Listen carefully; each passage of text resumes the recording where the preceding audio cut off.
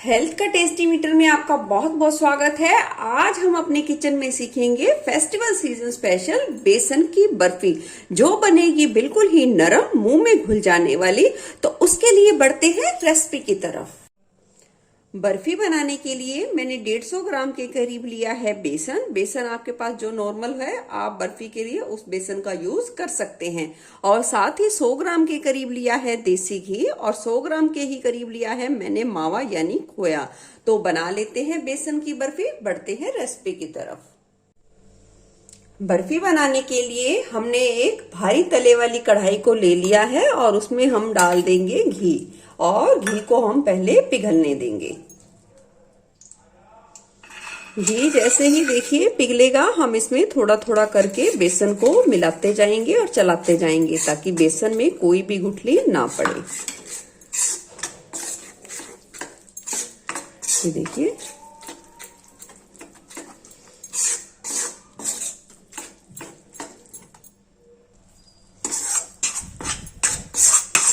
बेसन को घी में हमने अच्छे तरीके से मिला दिया है। अब गैस की फ्लेम बिल्कुल लो पर रखेंगे और बेसन को 3 से 4 मिनट के लिए लो फ्लेम पे भून लेंगे। बेसन को 3 से 4 मिनट के लिए भून लिया है। अब बेसन में मिला देंगे 3 छोटा चम्मच के करीब सूजी। अगर आप सूजी को मिलाना नहीं चाहते तो आप बेसन की क्वांटिटी को 200 ग्राम के करीब कर सकते हैं और इसे अच्छे तरीके से मिला देंगे। अब बेसन और सूजी को हमें अच्छा भूनना है जब तक इसमें खुशबू ना आने लग जाए और बेसन का कलर ना चेंज हो जाए। और देखिए, हमने पूरे बेसन को बिल्कुल लो फ्लेम पे ही लगातार चलाते हुए भूनना है और बिल्कुल हम इसे छोड़ेंगे नहीं, क्योंकि बेसन जैसे ही छोड़ देंगे वो बहुत ज्यादा तली पर लग के जलने लग जाता है और पूरा टेस्ट और पूरी मेहनत बिल्कुल ही बेकार हो जाएगी आपकी। इतने बेसन को भुनने में कम से कम 12 से 13 मिनट का समय लग सकता है। तो आप लगातार चलाते हुए बेसन को अच्छे तरीके से भुनिए। देखिए, जैसे बेसन भुनना शुरू होगा, बेसन थोड़ा थोड़ा सा गीला होता शुरू हो जाएगा और इस तरीके से कढ़ाई में फैलना शुरू हो जाएगा। शुरू में जब हम बेसन सेकना शुरू करते हैं तो घी की क्वांटिटी थोड़ा कम रखनी है और बेसन की ज्यादा।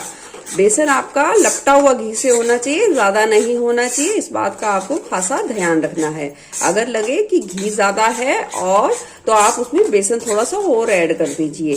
और बेसन जैसे लास्ट में भुन जाता है तो वो इस तरीके से पतला हो जाता है, इस तरीके से वो सारा घी छोड़ देता है।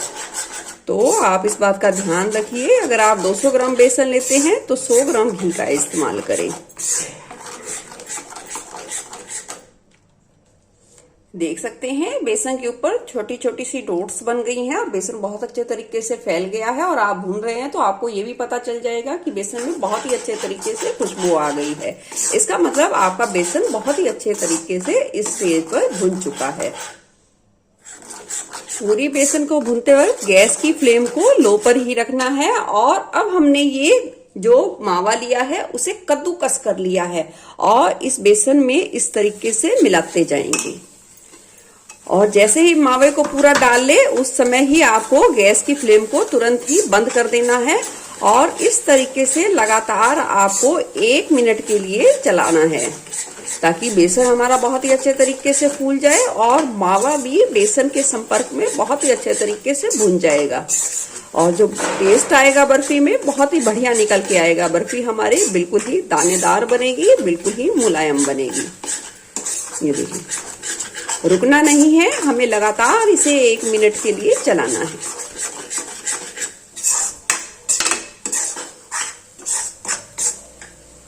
देखिए, मावा भी बहुत ही अच्छे तरीके से बेसन में भुन गया है।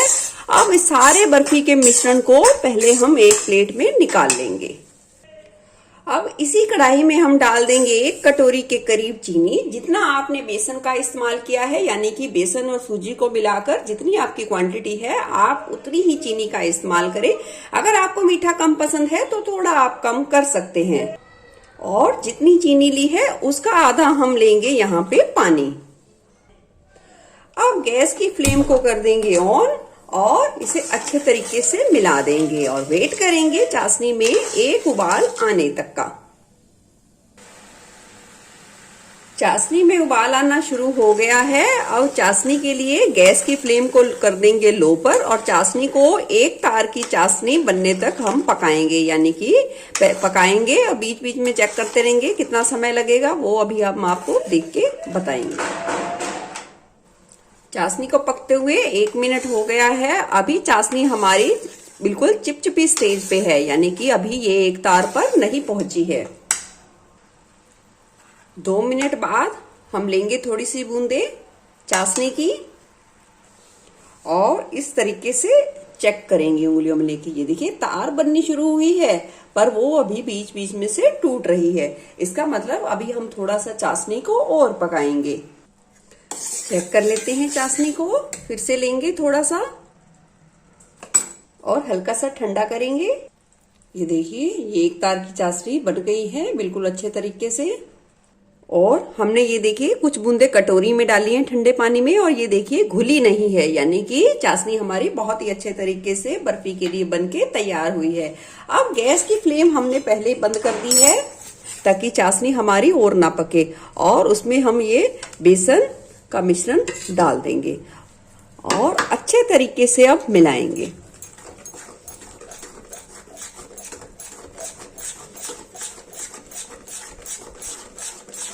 देखिए अभी आपको लग रहा होगा कि ये मिश्रण पतला है, पर जब बर्फी बनेगी बहुत ही अच्छी।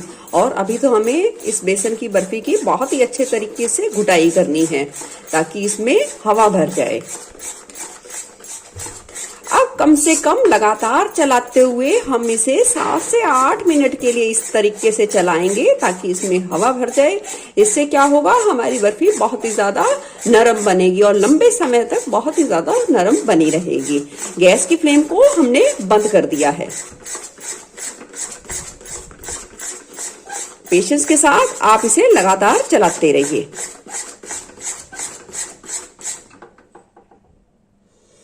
देखिए 3 से 4 मिनट बाद देख सकते हैं मिश्रण थोड़ा सा गाढ़ा होना शुरू हो गया है, क्योंकि बेसन और सूजी ने चाशनी यानी कि उस पानी को पीना शुरू कर दिया है और बेसन और चाशनी फूलना शुरू हो गए हैं। और इस स्टेज पर हम डाल देंगे बर्फी में 2 चम्मच के करीब देसी घी। आप चाहें तो इस स्टेप को स्किप भी कर सकते हैं, पर इससे क्या होगा, बर्फी बहुत ही ज्यादा और भी ज्यादा नरम बनेगी और बहुत ही अच्छी चमक आएगी बर्फी पे, यानी कि ग्लेस आएगी। घी को पूरा मिश्रण को ठंडा होने से पहले ही डालना है ताकि घी बहुत ही अच्छे तरीके से बर्फी के मिश्रण में मिल सके और बहुत ही अच्छा फ्लेवर आए।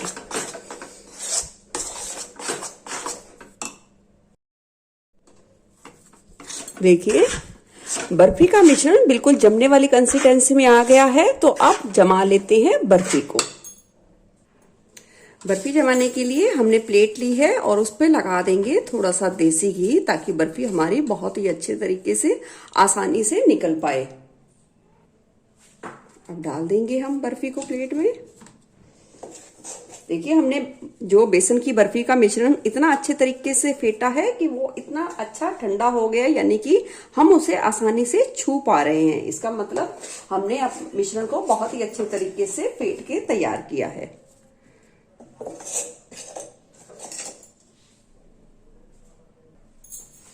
अब मिश्रण को इस तरीके से सेट कर देंगे। बर्फी आपको जितनी मोटी पतली चाहिए आप उस हिसाब से कर सकते हैं। अब बर्फी को वैसा ही लुक देंगे जिस तरीके से हलवाई लोगों के पास से मिलती है। डाल देंगे कुछ बादाम की कटी हुई कतरन, थोड़ी सी पिस्ता की कतरन और इसे भी हम अच्छे तरीके से थोड़ा सा प्रेस कर देंगे ताकि बहुत ही अच्छे तरीके से ड्राई फ्रूट्स भी बर्फी पे सेट हो जाएं। बर्फी को हमने बहुत ही अच्छे तरीके से जमने के लिए लगा लिया है। अब बर्फी को कम से कम आधा घंटा या 1 घंटे के लिए छोड़ देंगे और फिर करेंगे बर्फी की कटिंग। बेसन की बर्फी को सेट होने के लिए छोड़ने के लिए आपको इसे ढककर रखना जरूरी है, क्योंकि बेसन का स्वभाव होता है वो बहुत ही ज्यादा जल्दी रूखा होना शुरू हो जाता है, तो उसे हवा के संपर्क में नहीं आने देना है। देखिए, चेक कर लेते हैं बर्फी को। लगभग आधा घंटा के करीब समय हो गया है। हम काट के देख लेते हैं। देखिए, बहुत ही आसानी से बर्फी हमारी कट पा रही है। अब आप इसे मनचाही शेप में, मनचाही आकार में काट सकते हैं। छोटा बड़ा या कोई भी शेप आप इसे काट सकते हैं।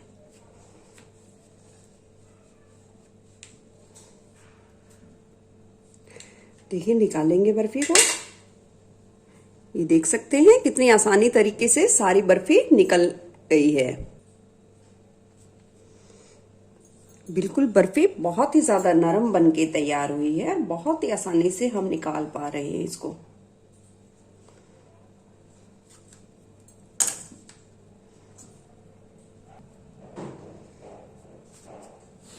सारी बर्फी को निकाल लेंगे इसी तरीके से प्लेट में। बर्फी के किनारे है उसे मैं टेस्ट करके बताती हूँ थोड़ा सा। बहुत ही बढ़िया बनी है, बिल्कुल लाजवाब, बिल्कुल मुंह में घुल जाने वाली बर्फी बनके तैयार हुई है। आप भी इस फेस्टिवल सीजन में बेसन की बर्फी को इसी तरीके से बनाइए। आपको बहुत ज्यादा पसंद आने वाली है और अपना अनुभव मेरे साथ जरूर शेयर कीजिए। फिर मिलूंगी ऐसे बढ़िया रेसिपी के साथ। Eat healthy and stay healthy. धन्यवाद।